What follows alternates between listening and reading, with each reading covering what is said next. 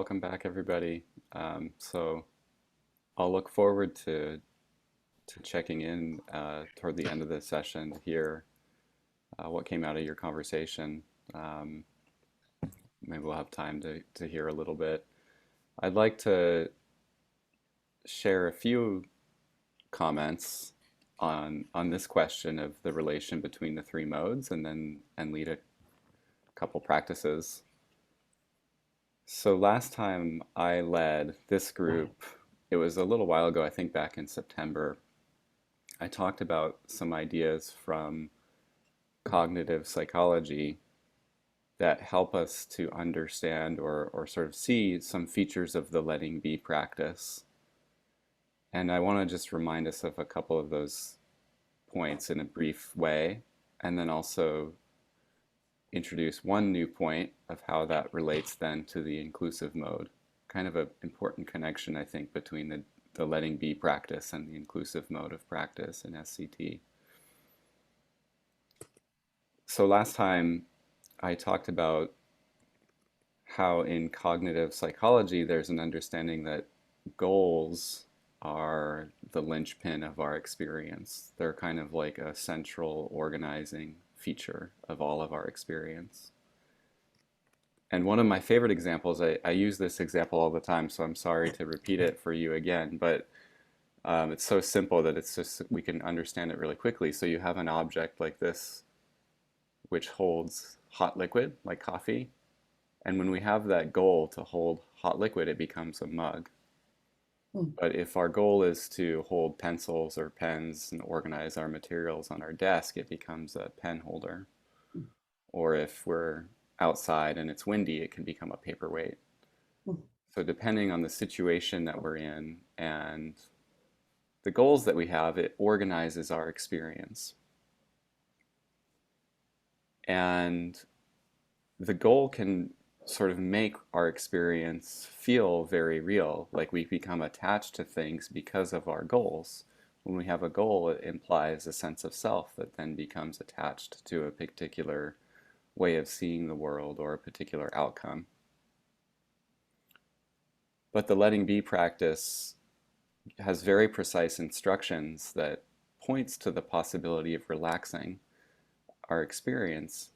If we notice our goal that comes up within practice, we always have a choice then to just let the goal be, allow it to settle in its own way. And then the sort of background awareness that is logically prior to any of our conceptualization or any of our goals can show forth with more stability. So we always have that choice to either cling to our goal or let it be. When we let the goal be, our sense of self can relax, our experiences can be felt more as kind of a fleeting impression or as like a mirage.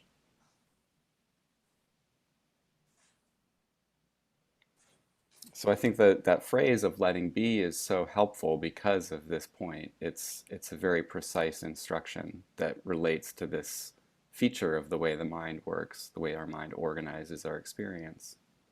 When we let the goal go, thoughts and impressions can still occur, but they just can be broken apart in a way that they don't feel so sticky or so real. The second key point then is that there can be resistance to this. It sounds very simple and it's sort of easy to talk about, but there might be some fear about letting go of our goals, or because there's some attachment to our goals, there might be some resistance to it. It can be frightening to let go of them.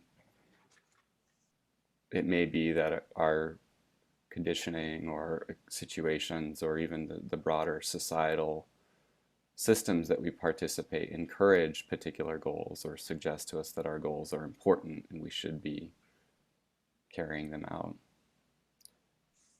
But the field of care practice can be deeply supportive here. It can give us courage to uh, let go of our familiar thought patterns and familiar goals. It can empower us to sort of venture out into this sense of spaciousness that is beyond any one particular goal. So this is where the receptive mode is so important. It helps us to relax more and more into that deepening mode. And this then brings me to my third point, and this is now the new point I wanted to add, is what happens when we bring this kind of vocabulary into the inclusive mode of practice. So we can also do this noticing and letting be of goals right within the inclusive mode.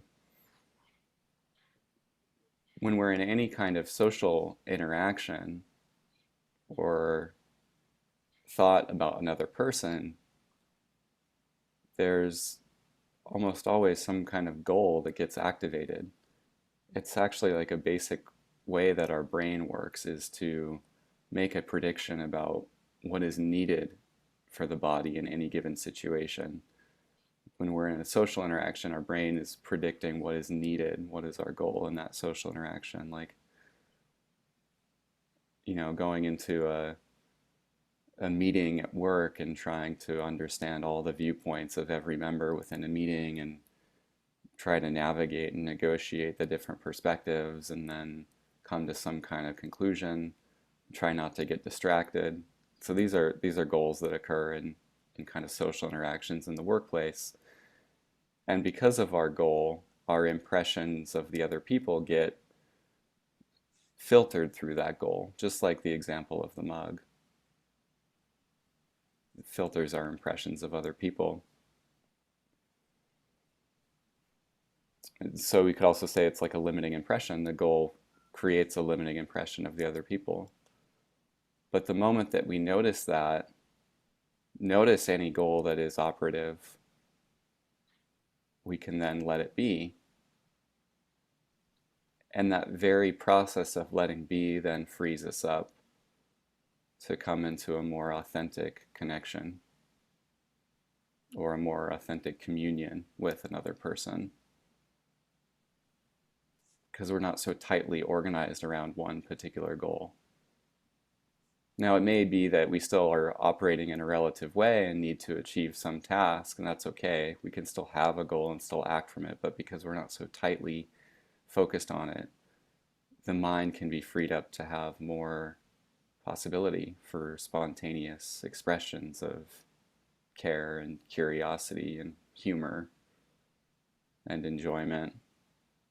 More possibility for seeing another person in their fuller humanity. So that's my brief way of just trying to thread some connections between our three modes of practice. And so now we could do some practice together and then see what comes out of that. Okay, so let's take a moment to just freshen up a bit, finding your way to a comfortable position. If you need to stretch out or move around, do whatever your body needs.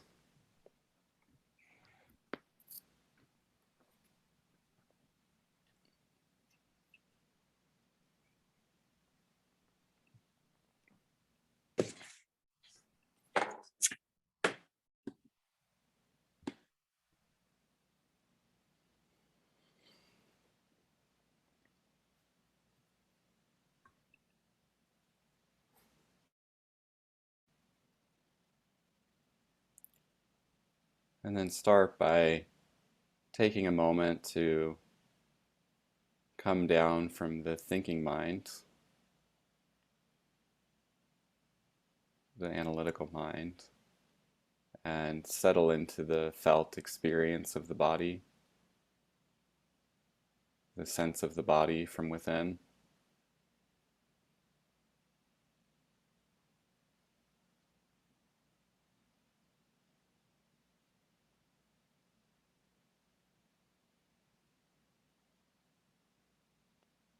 Sensing and noticing the natural groundedness of the body,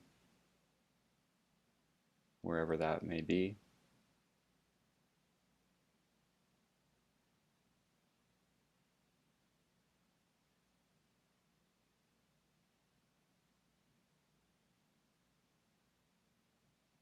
and sensing the breath from within.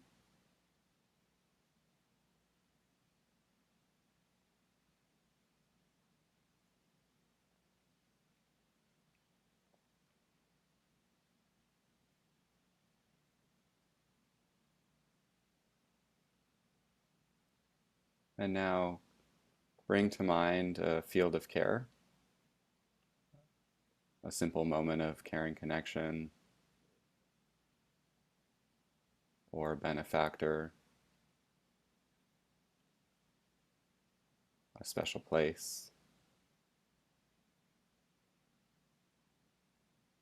or a whole field of caring figures or ancestors.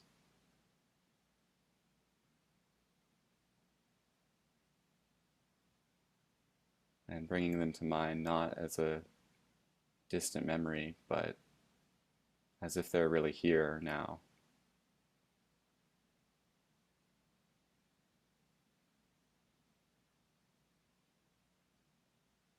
Present to you in that way.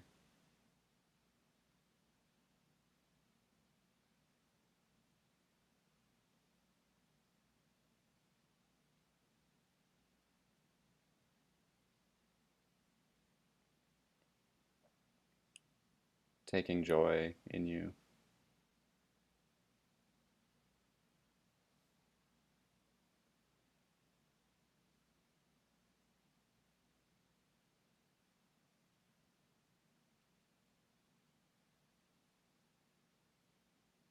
Wishing you well.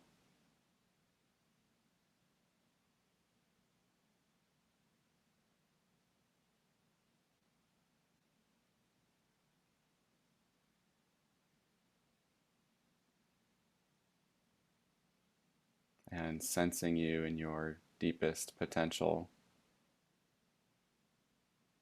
beyond any ordinary or fleeting impression.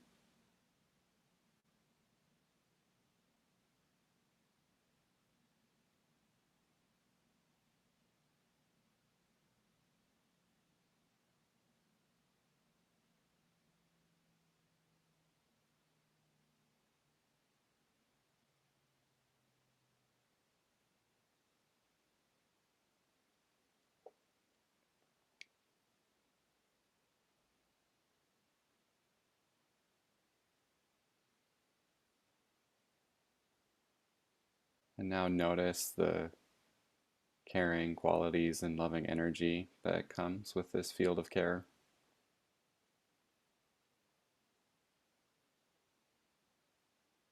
Maybe a sense of ease, warmth, joy, however it is for you.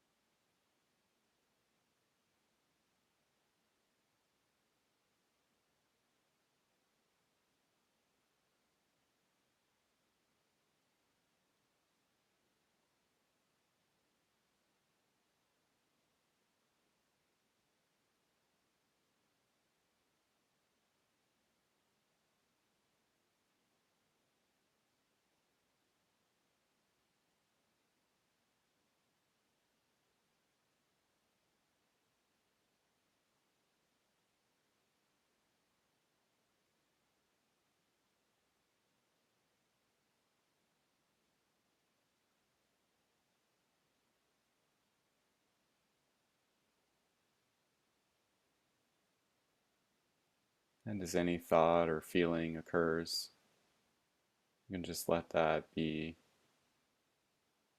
gently embraced, gently welcomed within this field of care so that it can experience the loving qualities and caring energy.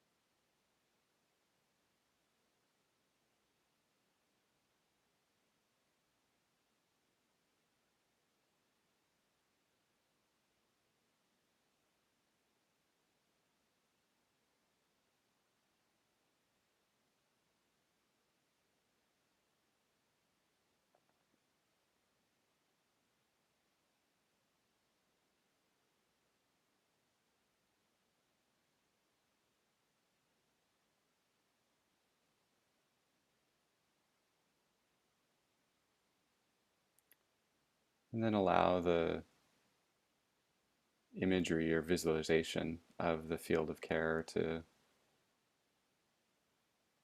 just dissolve,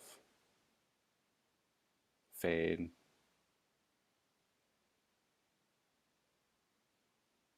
while continuing to allow these loving energies and caring qualities to resonate, so that as any thought or feeling occurs, it can arise and then relax or unwind within this space of warmth, openness,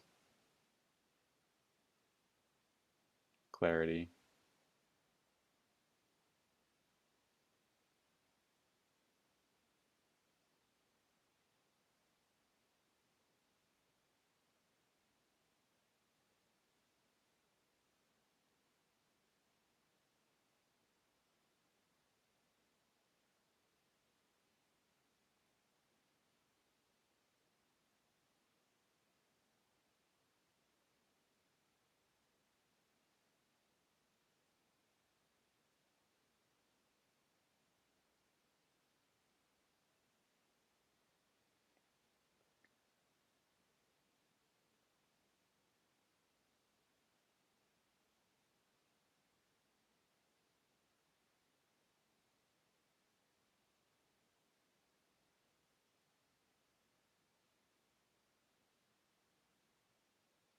And as any thought or feeling occurs,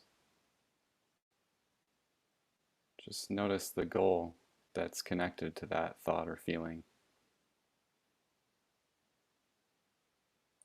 and gently let it be,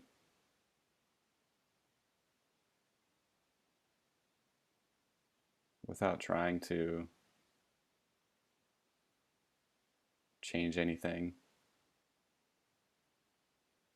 without trying to understand why it's here.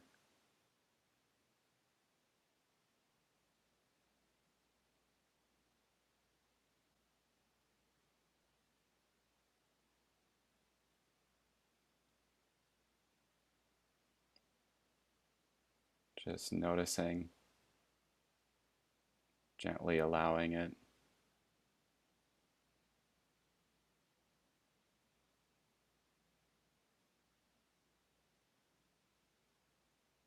not getting identified with or enmeshed in it,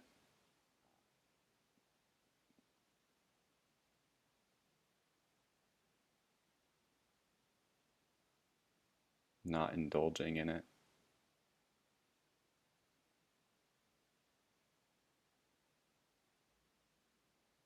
but simply letting everything be.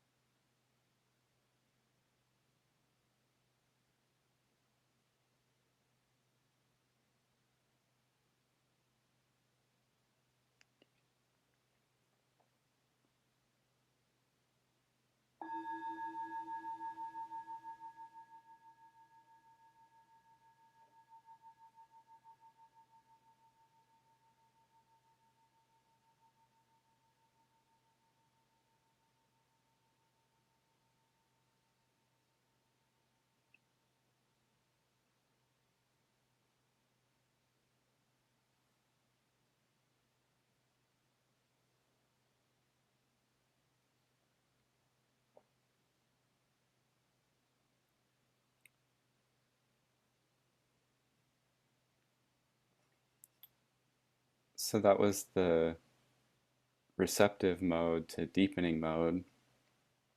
And now we can repeat the part of the practice going into the inclusive mode and just remembering now the connection between the letting be practice and the inclusive mode. So when we notice thoughts of others, or if we call to mind situations that include other people, notice the goals that come with that thought that we're carrying into that situation or experience with another person. And then in the same way, we can simply notice that, and in the same way, let it be, allow it to be here. And the qualities, the warmth and care and ease that we're accessing within the practice then can inform us. It can inform how we become present to another without any expectation, without the need to do or say anything. We can just first be, letting everything be, and let them be. And then from there, we can respond and act from a stance of care and curiosity and love. Arlene, I see you have a hand up, but I want to get right into the practice right now. Do you have a clarifying question, or can we just go straight to the practice? I was just looking for an example of having a goal when a person comes into my mind. Yeah, so like, um, for example, thinking about like a difficult coworker who makes it hard to get work done. So how might I relate to that person? Like, Mm, I might try to suppress their voice within a meeting to try to get work done, for example, would be a goal that could come okay. up. They- But then we notice that goal and sort of let it be, and then by letting the goal be, it frees us up then to see that person more fully.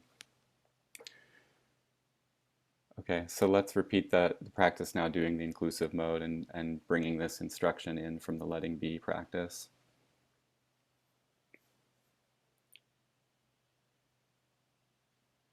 Okay, so again, take a moment to just freshen up, relaxing in the body, freshening up in whatever way is needed. And start by taking a couple deep breaths.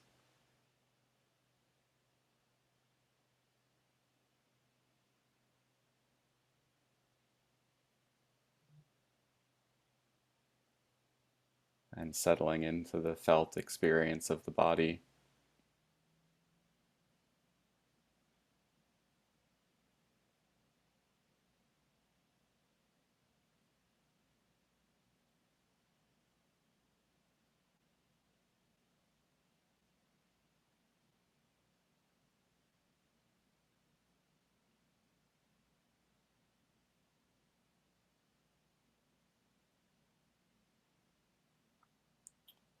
Sensing the natural groundedness of the breath wherever that feels most salient to you.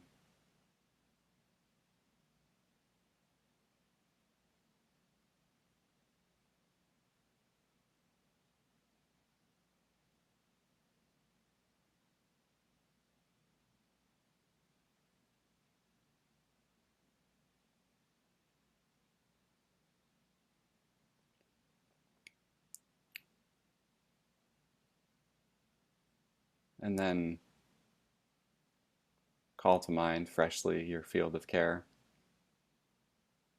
bringing it to mind again vividly, as if it's really here now.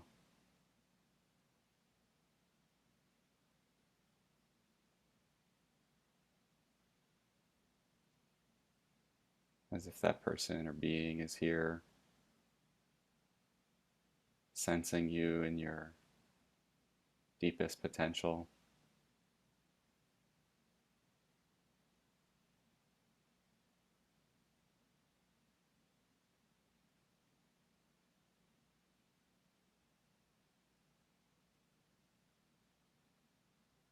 taking joy in you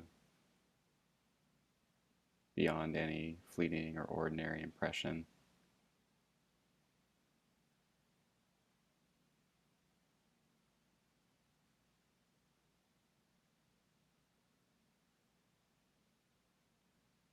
And notice the qualities that come with that, the loving energy and warmth.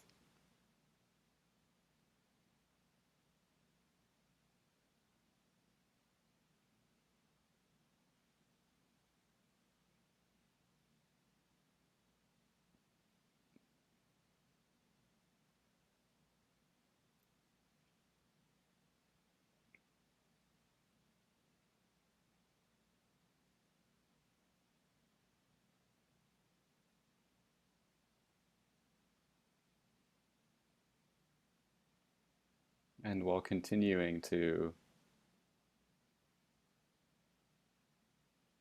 resonate with the field of care,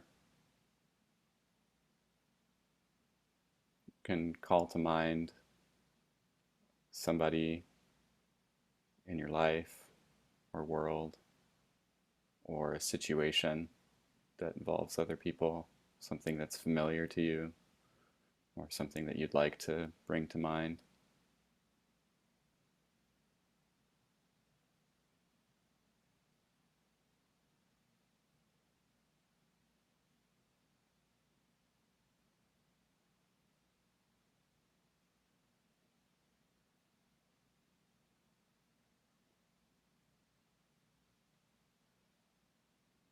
And then, just as before,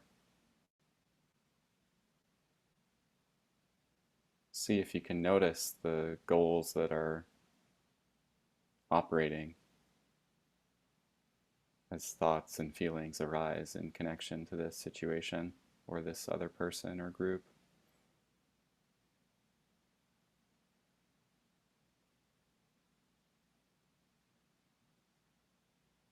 Simply noticing it and without trying to make anything happen or change anything, just allow it to be here.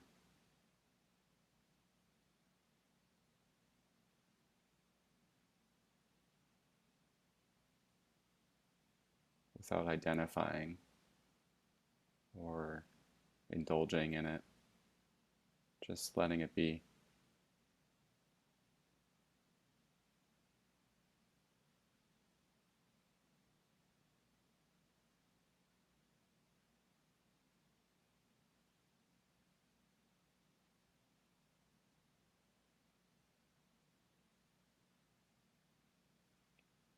Gently allowing and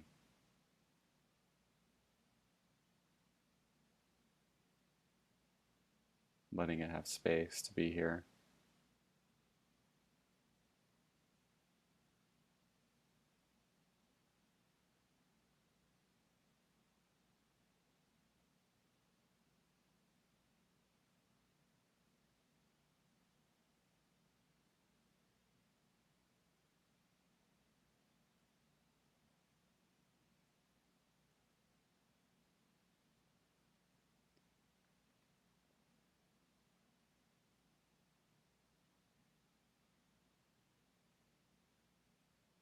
And if things begin to settle a bit,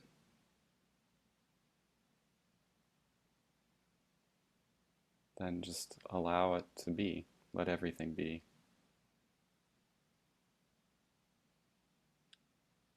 This openness of mind and acceptance can do the knowing.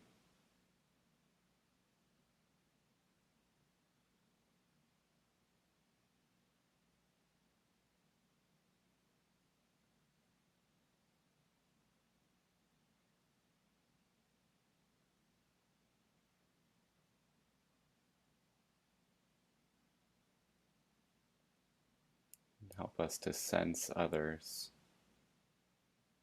beyond our goals, beyond the ordinary fleeting impressions, helping us to sense them in their fuller, being.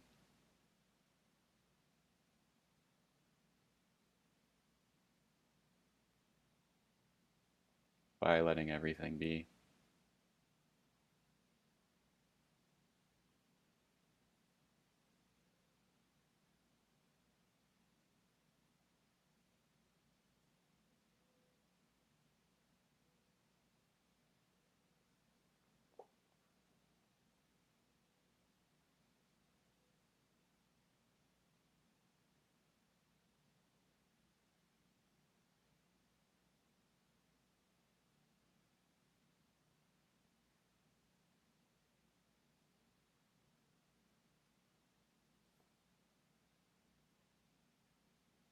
And then we can let all the images and intentions just to fade.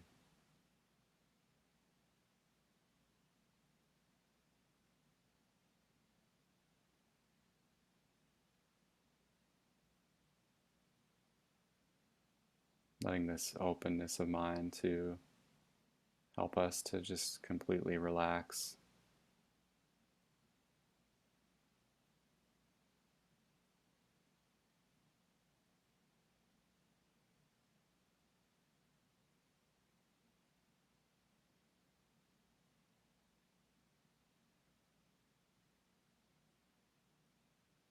So as any thought occurs, it can just arise and then unwind or release in this space of warmth, clarity.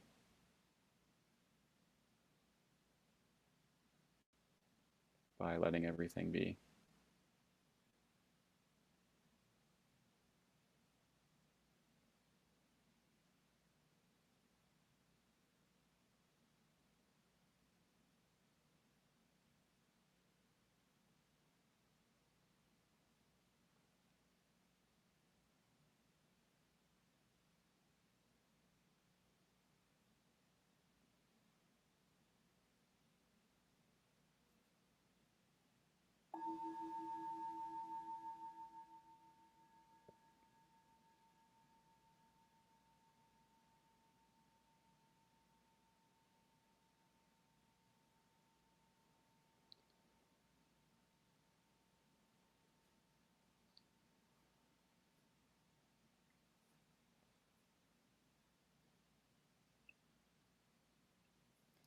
Okay, thank you for practicing.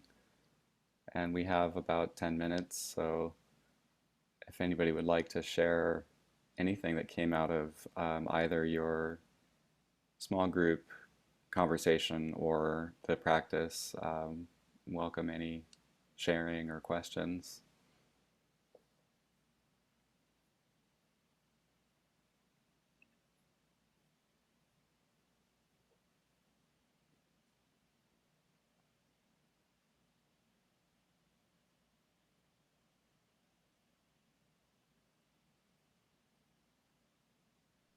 I'd really appreciate um, that practice, Paul. Really, thank you for that so much. And that raised many things for me, but I'd really appreciate um, if anybody is willing to share what that very practices that we did with Paul may have raised for you. Did it provide a new lens on practice in some way, or raise a question for you, or show you something that's a little bit different from what you may have been used to? Because all those things were happening for me. So I'm really, really curious if anybody's willing to share on any of that from your own experience.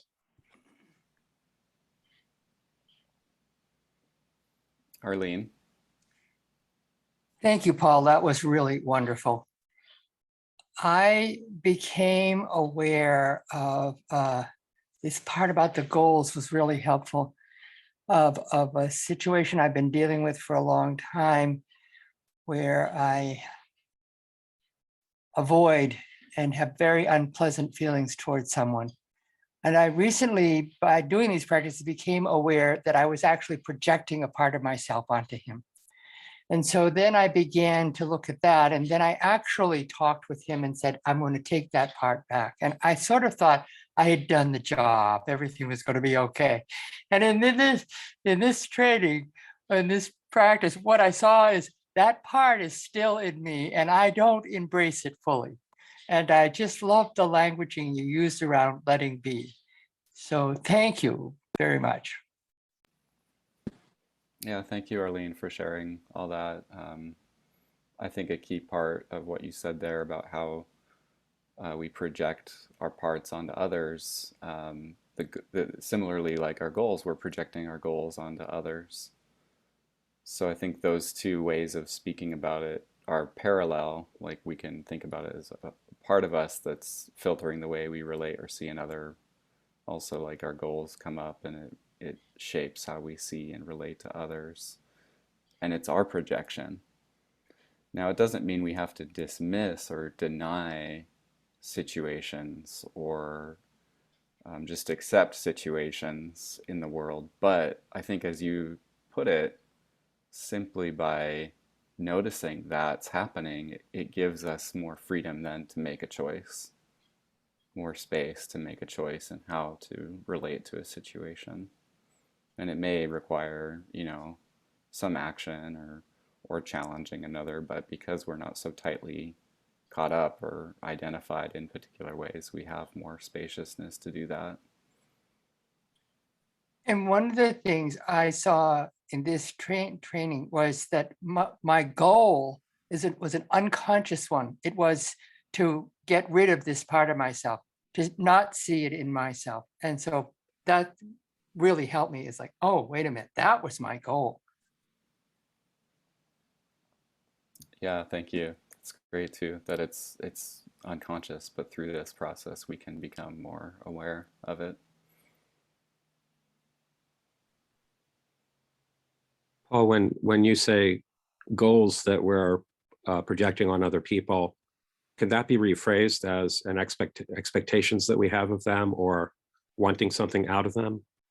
I'm just trying to find other phrasings that help more of us link it pretty directly right to what we're experiencing as we notice or thinking of another person. How do we notice all there? Is it wanting something out of them? Is that it? Yeah, that makes sense. Like hoping for a particular result in connection to another person, trying to control an outcome or something that comes with another person. Catherine or Diana?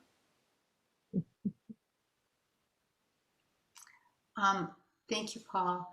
I had not actually focused in on looking a little deeper for the goal, and that was really helpful to me. And one of the things I discovered within it is, so there would be this sense of, oh yeah, with the goal, but then it was often because I didn't like a particular feeling that was just the underbelly, undercurrent. So I find, yeah, that was very powerful to ask, okay, what's the goal here in the moment of what was coming up, and then to come upon, I want to get rid of a particular feeling. Mm. So I think they're tied. Yes, that makes a lot of sense to me. Thank you, Catherine. It's kind of similar to the compassionate presence to feelings practice. As we notice and allow, it can reveal more of what's underneath or see more of what's there.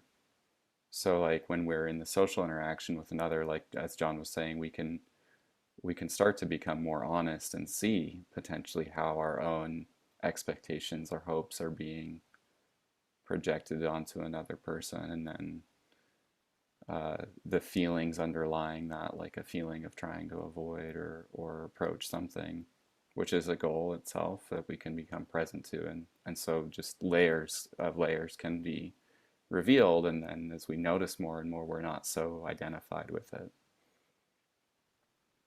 And then Julie, and then we'll close up after that. This was wonderful, Paul. I really appreciate this direction. It's going to be really fun to continue to examine it. The thing that came up for me, or that I was noticing as people would come into my mind, that this question of utility kept coming up. Is this useful to me, or am I useful to them? Which I've found really surprising. I'm not used to that. It's not a common thought for me, but I found it interesting to contemplate. So that the goal is this useful to me? Are you useful to me? Am I useful to you? I mean, it was just kind of, well, anyway, something to explore. Thanks. I love Mhm. Yeah, that's great. Thank you, Julie. Um, so we're coming up on out of time here, and I wanted to just quickly note that John has a couple retreats coming up, so I'll put links to those in the chat. One is February 26th to 27th through Berry Center for Buddhist Studies online, and then one is March 12th through Gomde, California. Both are online retreats, so there's links there that have more information if you want to look into that. And thank you everybody for being here. It's great to see you and practice with you. Um, so let's just do a sort of quick dedication.